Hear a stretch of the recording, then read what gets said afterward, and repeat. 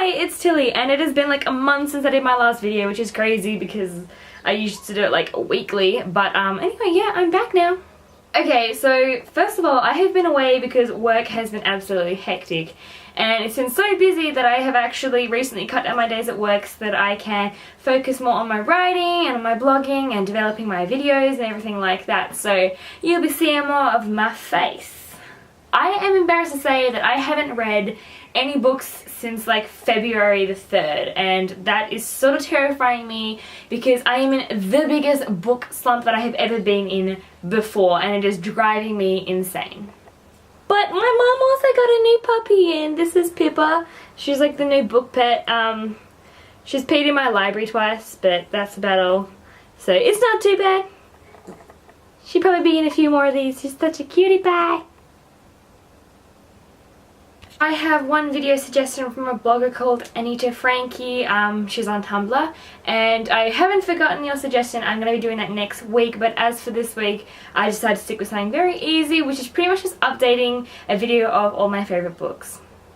And I'm sure, just like many of you, that it is super hard to narrow your books down to either like top 5 or top 10, so I'm going to do my top 15 books. I won't talk about all of them individually, but I will talk about like my favourite books in my favourite piles a bit more than I would talk about the other ones. One of my all-time favourites is always going to be Throne of Glass, because this book kind of has it all. It has this like badass female character who just like kills people with this amazing skill, and she's so smart and beautiful, and everything that she does just amazes me. Like, I would love to be Selena Sardouthian with all my little heart, and that's why it'll always be one of my all-time favourite books. Bird by Crystal Chan, which is like a wonderful contemporary novel that I just think that way more people should read. It is just like a really heartwarming story about family and friends and finding yourself. Anna and the French Kiss by Stephanie Perkins, because this book kind of just taught me that it is not a bad thing to be in love, that it is worth waiting for my true love to come along and sweep me on my feet like St. Clair did to Anna. Outlander by Diana Gabaldon, and I don't need to say much more about that. The Night Circus pretty much introduced me into this wonderful world of literature. This one kind of taught me to expand my range further out from like supernatural books, including vampires and the werewolves and everything like that.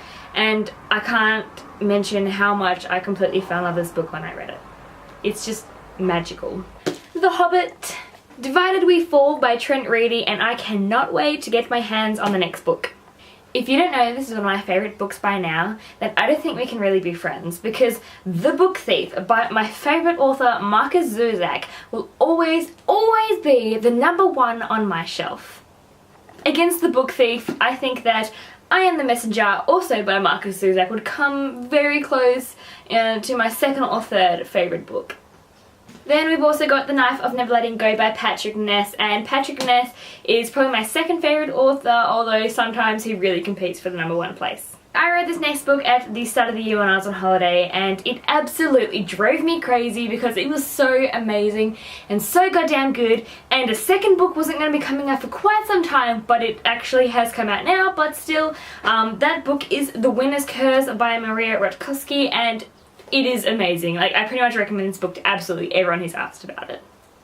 The Maze Runner by James Dashner, and it's a very pretty edition, which the camera isn't focusing on, but it's very pretty.